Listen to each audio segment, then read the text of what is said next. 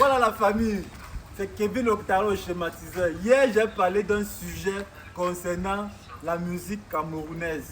Ici en Côte d'Ivoire, il y a vu beaucoup de personnes se sont levées, notamment les Camerounais. Certains Camerounais sont venus me dire que oh, les sons camerounais sont joués en Côte d'Ivoire et tout. Moi, personnellement, je suis sur le terrain. Je vous dis la vérité. Hein? Je vous dis que les sons camerounais ne sont plus joués dans les boîtes de nuit. Ici en Côte d'Ivoire, vous voyez non? C'est la raison pour laquelle j'ai appelé ma soeur ivoirienne que voici.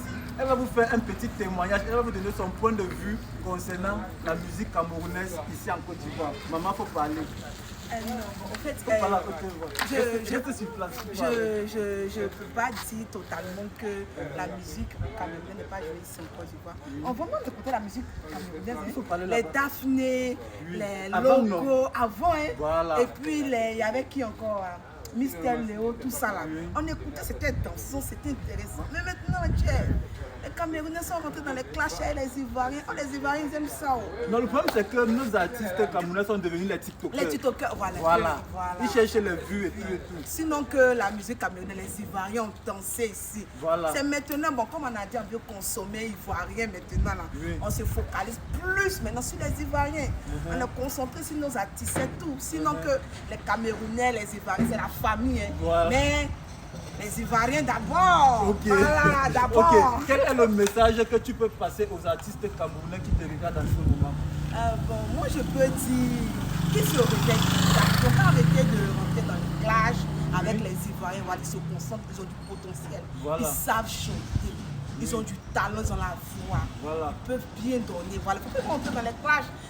En fait, le problème actuellement est les artistes, bon, camerounais, je ne peux pas dire parce que je ne connais pas totalement tous, mais le peu qu'on voit un peu sur les réseaux sociaux, là, ils font des clashs et puis bon, ça ne sert à rien quoi, voilà. C'est ça qui les tue un peu. Voilà. Et il va ajouter, je vais renchérir en disant que nos artistes camerounais font les clashs pour chercher les vues. Comment un artiste peut clasher un autre en faisant un live peut-être TikTok ou alors Facebook?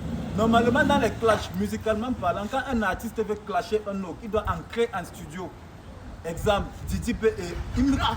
Vous voyez, quand Didi P veut dire quelque chose à Imra, il lui dit ça musicalement parlant. Qu'est-ce que ma maman? Exemple, la partie là où Imra dit que depuis la sortie de Banger, il y a un qui est éliminé. Merci. Là, il s'adresse à qui? À Didi P.